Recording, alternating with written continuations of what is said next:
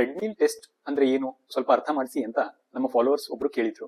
Treadmill test ಅಲ್ಲಿ mainly ನಮ್ಮ ಹೃದಯಕ್ಕೆ ಸ್ವಲ್ಪ ಲೋಡ್ ಜಾಸ್ತಿ ಆದಾಗ ಅದನ್ನ ತಡ್ಕೊಳ್ಳೋ ಕೆಪಾಸಿಟಿ ಇದೆಯಾ ಅಂಡ್ ಲೋಡ್ ಜಾಸ್ತಿ ಆಗ್ತಿದ್ದಂಗೆಲ್ಲ ನಾರ್ಮಲ್ ಆಗಿ ಪರ್ಫಾರ್ಮ್ ಮಾಡುತ್ತಾ ಇಲ್ವಾ ಅಂತ ತಿಳ್ಕೊಳ್ಳೋದೇ ಟ್ರೆಡ್ಮಿಲ್ ಟೆಸ್ಟ್.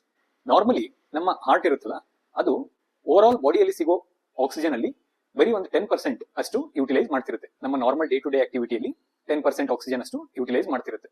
ಅದೇ ನಾವು ಲೋಡ್ ಜಾಸ್ತಿ ಕೊಟ್ಟಂಗೆಲ್ಲ, ಅಂದ್ರೆ ಎಕ್ಸರ್ಸೈಸ್ ಮಾಡ್ತಿದೀವಿ ಅಥವಾ ಜಾಗಿಂಗ್ ಮಾಡ್ತಿದೀವಿ ಅಥವಾ ಏನೋ ಒಂದು ಭಾರ ಎತ್ತಾ ಇದೀವಿ ಅಂತ ಸಿಚುವೇಶನ್ ಅಲ್ಲಿ ಸ್ಲೋಲಿ ಏನಾಗುತ್ತೆ ಅಂದ್ರೆ ಹಾರ್ಟಿಗೆ ಆಕ್ಸಿಜನ್ ರಿಕ್ವೈರ್ಮೆಂಟ್ ಜಾಸ್ತಿ ಆಗುತ್ತೆ. ಈಗ ಇಂಥ ಡಿಮ್ಯಾಂಡ್ ಸಿಚುವೇಶನ್ ಅಲ್ಲಿ ಆಕ್ಸಿಜನ್ ಸಪ್ಲೈ ಚೆನ್ನಾಗಿರ್ಬೇಕು ಅಂತಂದ್ರೆ ಹೃದಯಕ್ಕೆ ಸಪ್ಲೈ ಮಾಡುವಂತ ರಕ್ತನಾಳಗಳು ಇರುತ್ತಲ್ಲ, ಅದರಲ್ಲಿ ಯಾವುದು ಬ್ಲಾಕೇಜ್ ಇರಬಾರ್ದು.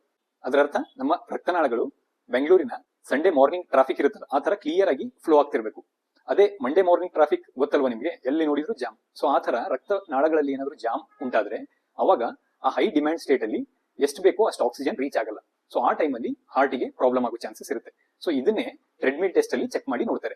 ಕೆಪಾಸಿಟಿ ಇಲ್ಲ ಅಂದ್ರೆ ಸ್ಲೋಲಿ ಅವ್ರು ಕನೆಕ್ಟ್ ಮಾಡಿರೋ ಇಸಿಜಿ ಅಲ್ಲಿ ಎಲ್ಲ ಚೇಂಜಸ್ ಶುರು ಆಗುತ್ತೆ. ಸೊ ಅವಾಗ ಟೆಸ್ಟ್ ನ ಸ್ಟಾಪ್ ಮಾಡ್ತಾರೆ. ಸೊ ಇದೇ ಟ್ರೆಡ್ಮಿಲ್ ಟೆಸ್ಟ್. ಇದು ಯಾರು ಮಾಡಿಸ್ಕೋಬೇಕು ಅಂತಂದ್ರೆ above 35 years males and above 40 years females at least annually ಒಂದು ಟ್ರೆಡ್ಮಿಲ್ ಇಸಿಜಿ ನ ಮಾಡಿಸ್ಕೊಂಡ್ರೆ ತುಂಬಾ ಒಳ್ಳೇದು. ಸೊ ಟ್ರೆಡ್ಮಿಲ್ ಟೆಸ್ಟ್ ನಿಮ್ಗೆಲ್ಲ ಅರ್ಥ ಆಯ್ತು ಅಂತ ಅನ್ಕೊಂತೀನಿ. ಇದೇ ತರ ನಿಮಗೆ ಹೆಲ್ತ್ ರಿಲೇಟೆಡ್ ಏನಾದ್ರು ಡೌಟ್ಸ್ ಇದ್ರೆ ನಮಗೆ ಕಮೆಂಟ್ ಸೆಕ್ಷನ್ ಅಲ್ಲಿ ತಿಳಿಸ್ಕೊಡಿ. ಅದನ್ನ ಕ್ಲಾರಿಫೈ ಮಾಡೋ ಪ್ರಯತ್ನ ನಾವು ಮಾಡ್ತೀವಿ. Thank you.